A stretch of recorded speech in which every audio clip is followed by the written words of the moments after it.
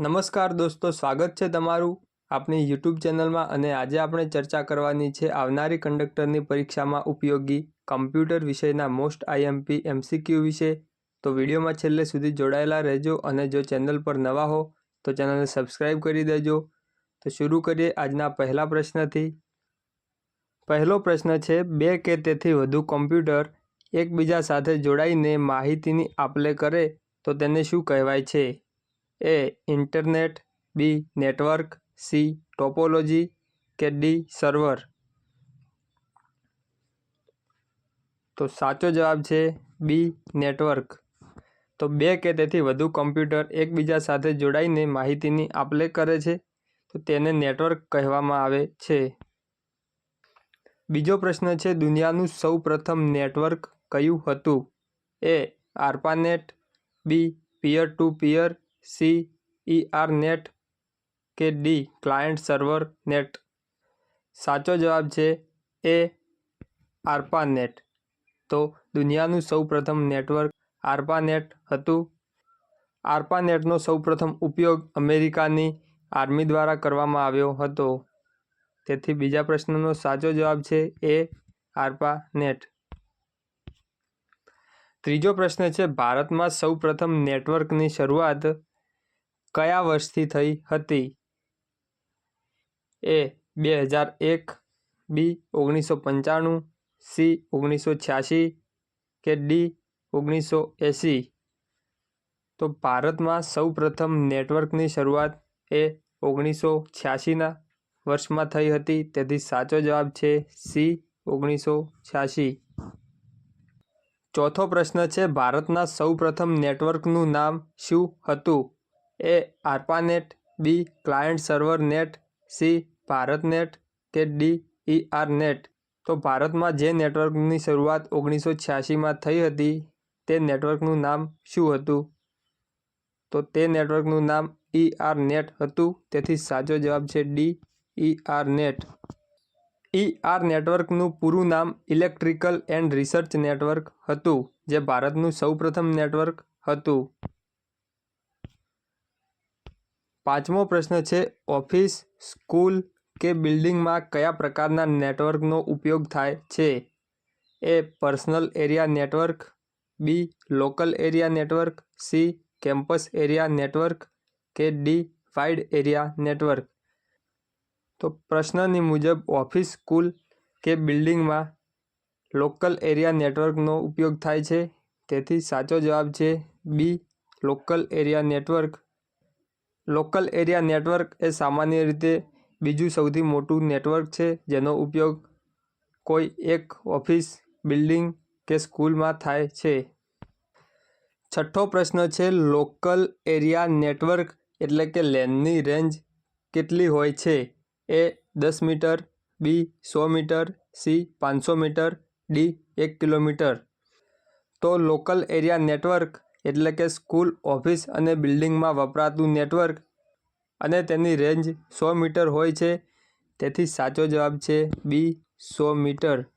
તો local area નેટવર્કની range 100 metre હોય છે। સાતમો પ્રશ્ન છે, વાઈ-ફાઈનું પૂરું નામ શું છે?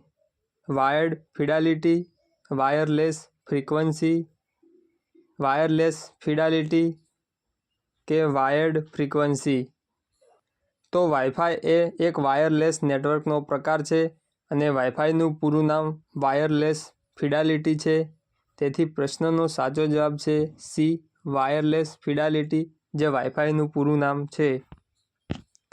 આઠમો પ્રશ્ન છે, વાઈ-ફાઈ એ કયા સ્ટાન્ડર્ડને અનુસરે છે?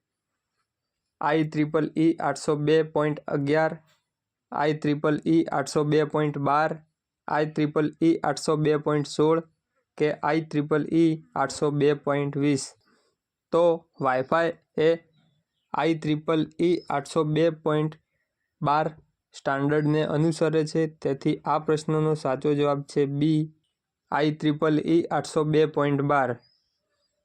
હવે IEEE એ એક સંસ્થા છે જે દરેક પ્રકારના ઇલેક્ટ્રિકલ સાધનોને સ્ટાન્ડર્ડ આપવાનું કામ કરે છે અને IEEE સંસ્થાનું પૂરું નામ institute of electronics and electrical engineers થાય છે?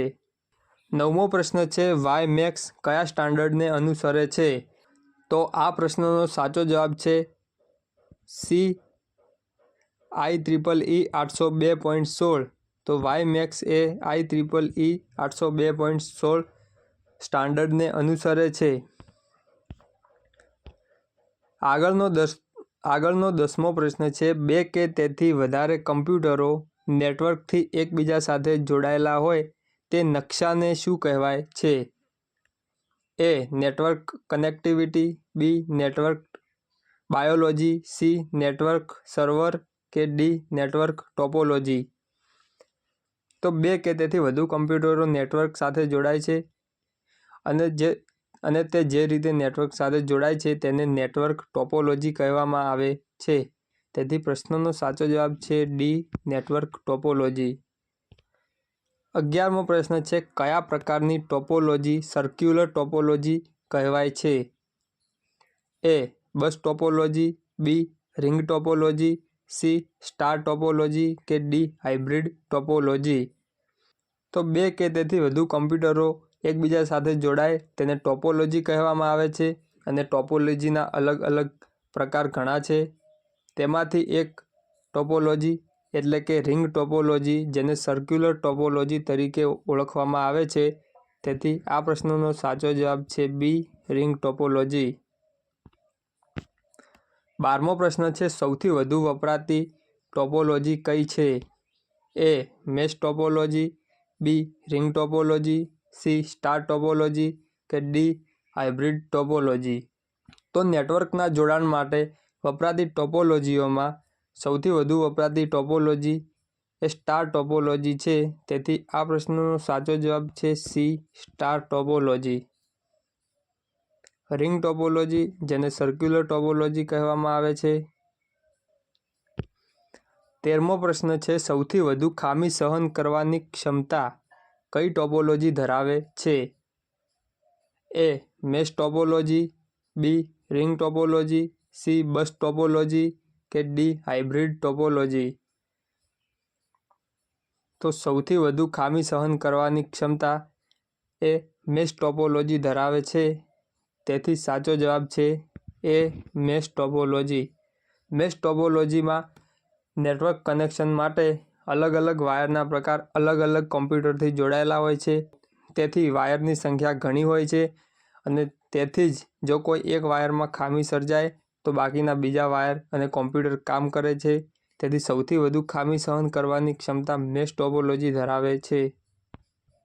14મો પ્રશ્ન છે ડેટા ટ્રાન્સફરનું અંતર દૂર હોય ત્યારે સિગ્નલને નબળા પડવાની ક્રિયાને શું કહેવાય છે? A. Communication, B. Topology, C. Attenuation કે ડી. બેન્ડવિડ્થ. તો જ્યારે એક કમ્પ્યુટરમાંથી ખૂબ જ દૂર આવેલા બીજા કમ્પ્યુટર સુધી ડેટા ટ્રાન્સફર કરવામાં આવે છે ત્યારે તે ડેટા વચ્ચે જ રસ્તામાં નબળા પડતા હોય છે. તો આ નબળા પડેલા સિગ્નલને અટેન્યુએશન કહેવામાં આવે છે. તેથી આ પ્રશ્નનો સાચો જવાબ છે સી. અટેન્યુએશન. તો ડેટા ટ્રાન્સફરનું અંતર દૂર હોય અને સિગ્નલ નબળા પડવાની ક્રિયા થાય તેને અટેન્યુએશન કહેવામાં આવે છે. આગળનો 15મો પ્રશ્ન છે એક જ દિશામાં સિગ્નલ પ્રસારિત થાય તેને શું કહેવાય છે? A. Half duplex, B. Simplex, C. Full duplex કે ડી. આમાંથી કોઈ નહીં. તો એક જ દિશામાં સિગ્નલ પ્રસારિત થાય છે તેને સિમ્પ્લેક્સ કહેવામાં આવે છે. તેથી આ પ્રશ્નનો સાચો જવાબ છે બી. સિમ્પ્લેક્સ.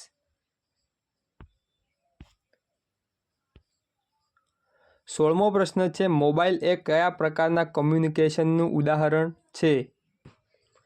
તો બે કે તેથી વધુ મોબાઈલ વચ્ચે પણ કોમ્યુનિકેશન થાય છે. તો તે બે મોબાઈલ વચ્ચે થતું કોમ્યુનિકેશન એ ફૂલ ડુપ્લેક્સ તરીકે ઓળખાય છે. તેથી આ પ્રશ્નનો સાચો જવાબ છે ડી. Full duplex.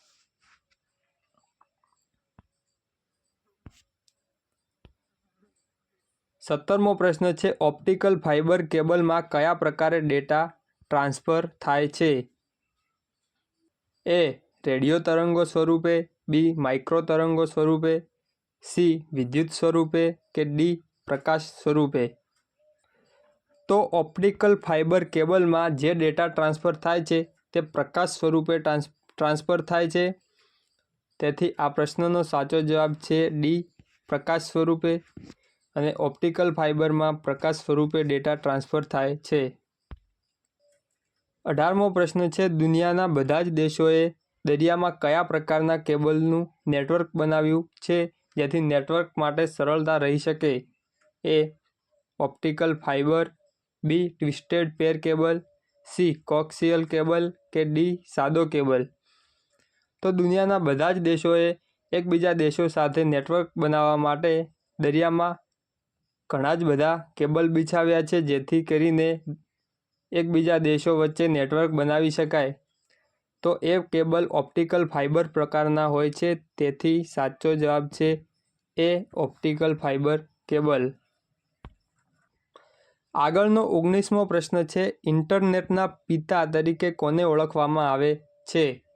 એ Vijay Bhatkar, B Charles Babbage, C Vint Cerf કે ડી ડગલર એન્જલબર્ટ? તો ઇન્ટરનેટના પિતા તરીકે વિન્ડ સર્ફને ઓળખવામાં આવે છે. તેથી સાચો જવાબ છે સી વિન્ડ સર્ફ. 20મો પ્રશ્ન છે બ્લૂટૂથ વડે કયું નેટવર્ક બનાવી શકાય છે? એટલે કે બ્લૂટૂથ વડે કયા પ્રકારનું નેટવર્ક બનાવી શકાય છે? એ લેન, બી પેન, સી વાન કે ડી કેન?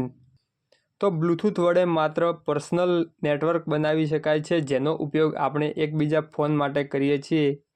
તેથી આ પ્રશ્નનો સાચો જવાબ છે બી પાન. તો પાનનું પૂરું નામ પર્સનલ એરિયા નેટવર્ક થાય છે અને બ્લૂટૂથ વડે પાન પ્રકારનું નેટવર્ક બનાવી શકાય છે. તો આશા છે તમને વિડીયો ગમ્યો હશે. જો વિડીયો ગમ્યો હોય તો ચેનલને સબસ્ક્રાઈબ કરી દેજો અને વિડીયોને તમારા મિત્રો સુધી શેર કરી દેજો. મળીએ નવા વિડીયોમાં. જય હિન્દ, જય ભારત, જય માતાજી.